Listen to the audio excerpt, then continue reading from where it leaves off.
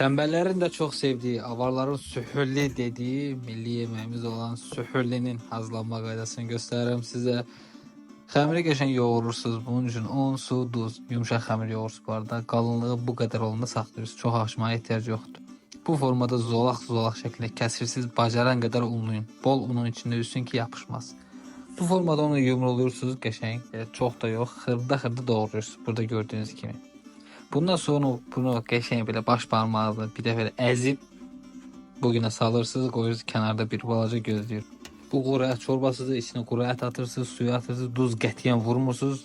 Rahatça alıb bir balaca tomat atsanız olar, atmasanız da olar. Bu formada atırsınız, bunu qəşəng qaynayır. Qaynayandan sonra 15-20 dəqiqə sonradan süzürsünüz bunu qəşəng. Üstünə həmən quru ətin şorbasını əlavə edirsiniz. Hər tərəfinə gözəl şəkildə yayırsınız, bir balaca da qarışdırırsınız. Bunu biz aslında olarak payız-qış aylarında belə deyək. Dağlarda qar görünür, biz bunu hazırlamaya başlayırıq.